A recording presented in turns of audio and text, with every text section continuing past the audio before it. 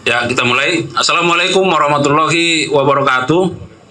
Selamat siang, salam sejahtera untuk kita sekalian. Salam, Om Swastiastu, Namo Buddhaya, salam kebajikan, salam bahagia, salam sehat, rahayu untuk kita semua.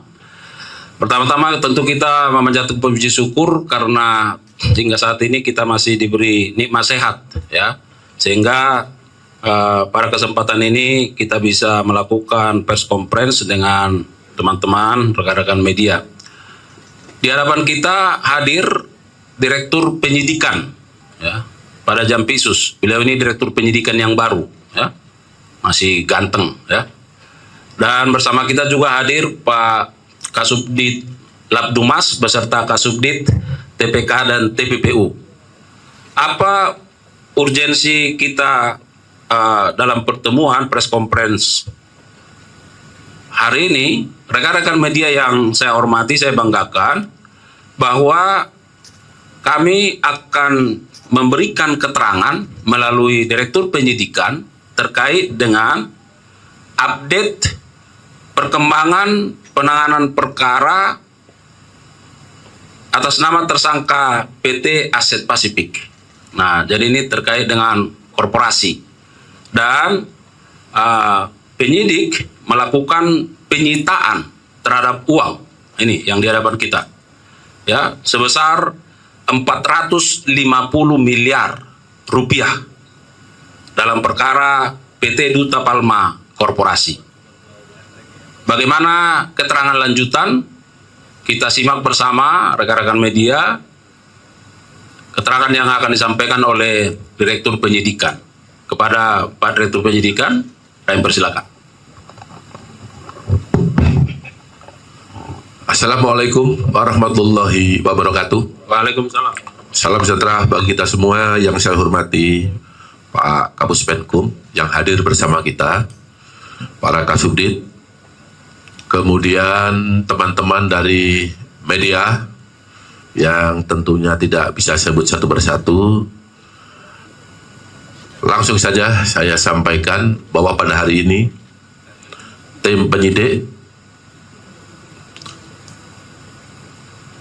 perkara tindak pidana korupsi dalam kegiatan usaha perkebunan kelapa sawit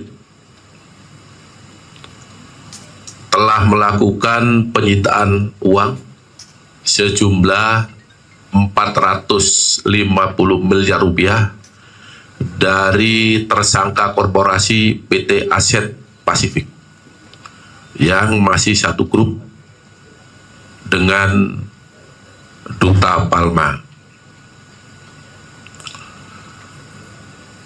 Penyitaan ini adalah berdasarkan pengembangan penyidikan dalam perkara Surya Darmadi dan Raja Tamsir Rahman, mantan Bupati Indragiri Hulu, yang sudah diputus dan telah mempunyai kekuatan hukum tetap. Dalam pengembangan ini diperoleh bukti yang cukup untuk menetapkan tersangka dugaan tindak pidana pencucian uang atas nama korporasi PT Aset Pasifik. Selain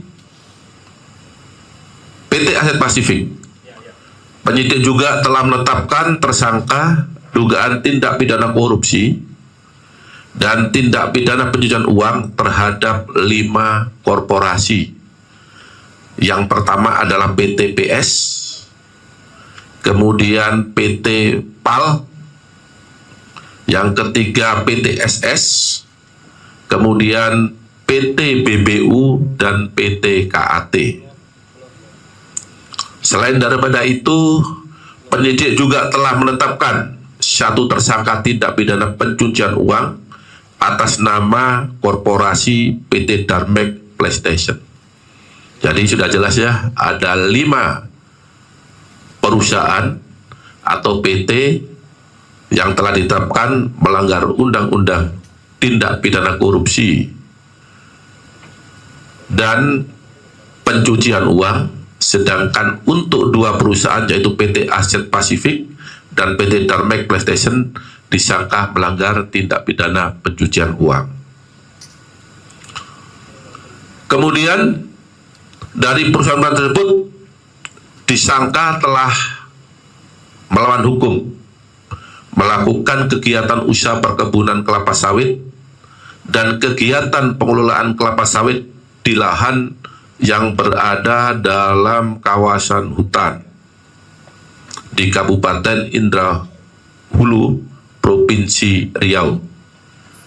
Kemudian hasil dari tindak pidana korupsi atas penguasaan dan pengelolaan lahan tersebut telah dialihkan, ditempatkan, dan disamarkan ke PT Darmek PlayStation Holding Perkebunan yang kemudian dialihkan kepada Surya Darmadi dan PT Aset Pasifik, yang mana PT Aset Pasifik ini adalah holding properti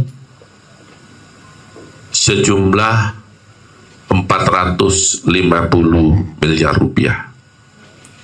Kemudian korporasi sebagaimana tersebut di atas